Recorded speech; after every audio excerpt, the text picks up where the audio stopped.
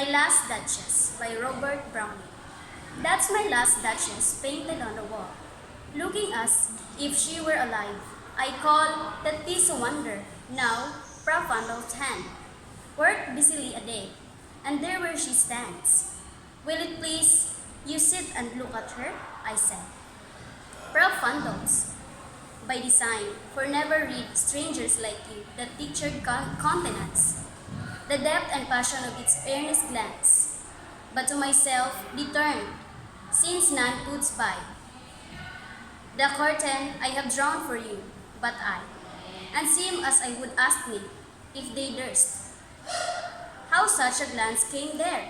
So, not the first. Are you to turn and ask thus? Sir, it was not her husband's presence only.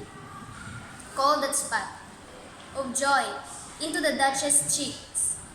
Perhaps, Profundo chanced to say, her mantle laps over my lady's wrist too much. Or paint must never hope to reproduce the faint half flash that dies along her throat. Such stuff was courtesy, she thought, and cause enough for calling up that spot of joy. She had a heart, now shall I say, too soon made glad, too easily impressed. She liked whatever she looked on, went everywhere. Sir, it was all one, my favor at her breast, the dropping of the daylight in the west, the vault of cherries, some officious food, brook in an orchard for her, and white mule, she rode with round the terrace, all the age, would draw from her alike the approving speech, or blush. At least, she thanked men, good, but that thank, somehow, I know not how, as if she ranked my gift of a 900 years old name with anybody's gift, would stoop to blame the sort of thriftling?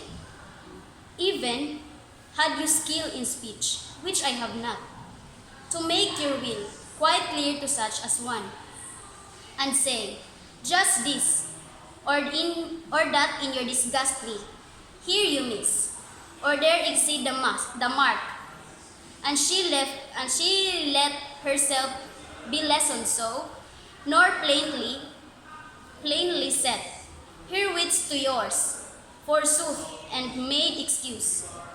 Even then would be some stooping, and I choose never to stoop. Oh, sir, she smiled, no doubt. Whenever I passed her, put who passed without. Must the same smile? This grew. I gave commands, and all smiles stopped together. There she stands, as if alive. Will it please you rise? We'll meet the company below then, I repeat. The count your master's known munificence is ample warrant that no just pretense of mine, for Dory, will be disallowed.